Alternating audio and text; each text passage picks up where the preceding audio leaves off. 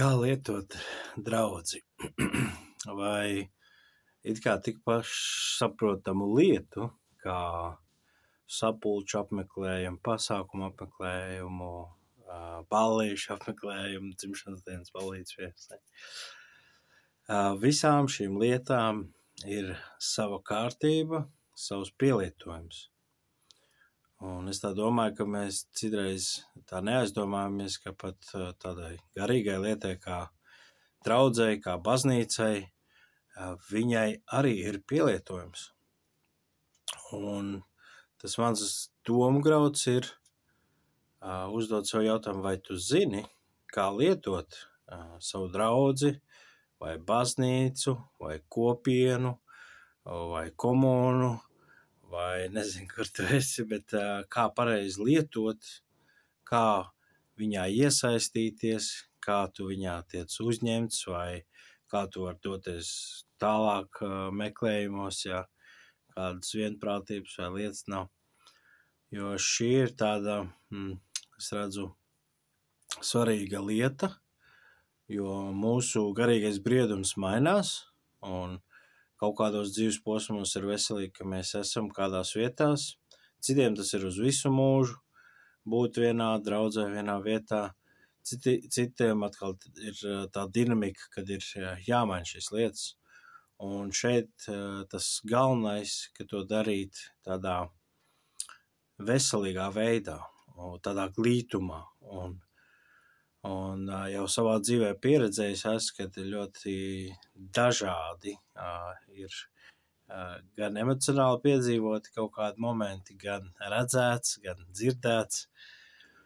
Un tāpēc tā kaut kad domājot par savu to dzīves briedumu, dzīves ceļu, es sapratu, ka ļoti svarīgi ir saprast, kā lietot. Tur, kur tu iesaisties, kā viņu veselīgi lietot, kā tu tur var tikt lietots, kas tev ir dots, kādi resursi, vai pie kā vērsties un tā tālāk.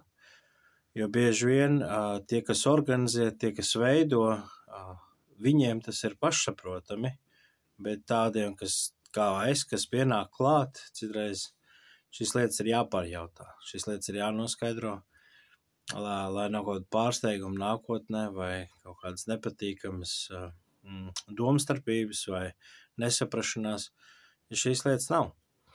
Un tas, man liekas, arī savā ziņā parāda tādu briedumu, ja tu arī jau kaut kur vēloties iesaistīties vai tikt uzņemts vai kā, kad jautā abas šīs lietas, ne? Kad pasākums sāksies un kad arī viņam jābeidzās, kad beigsies tas pasākums vai kā viņam ir jābeidzās. Tas tāds no savas pieredzes tāds aicinājums ļoti it kā vienkārši, bet mēs tā aizmirstam tieši, man liekas, par draudzēm paskatīties. Arī, ka šis ir ļoti svarīgi, ļoti kritiski.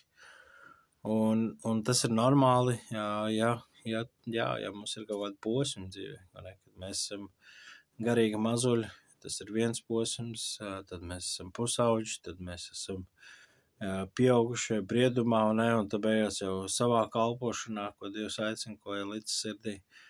Un visam tam ir savu vietu un savs laiks un savs ritējums, bet līdzīgi kā ar bērniem, kad cienīgi, bet tā kā meitai aicina arī, es zinu, ka tu jau labāk zini, jau tas vecums, bet godā savu tavu matu, cienīgi tās lietas, ievēro to mūsu cienīšanas aspektu, to, kā tu pasniedz lietas. Iespējams, tev ir taisnība, iespējams, mēs tiešām neko nezinām, bet neatkarīgi no tā svarīgi tas veids, kā tu to pasniedz, ka tu tādā svētā glītumā to dari, ka tu tādā pazemībā, tādā briedumā tās lietas dari. Un tieši tāpat tas ir garīgi, jā. Un tieši tāpat ir garīgi, ir jāzina, kā lietot, vai kā notiek kaut kādas disciplīnas, vai kādas atkāpes ir pieņemams, nepieņemams. Viss šīs tā lietas ir labi, ka mēs zinām, ka mēs uzdodam šos jautājumus, un tad mēs zinām, kādā laukumā mums ir atļauts darboties, vai tā kā, ko izmantot, ko lietot tādā nepatērētāja konceptā, bet tādā veselīgā vēlmē attīstīties garīgi, fiziski, dvēseliski, visādā veidā. Tāds maziņš iedrošinājums un varbūt liek aizdomāties vai pārdomāt kādas lietas. Es ceru, ka noderēja.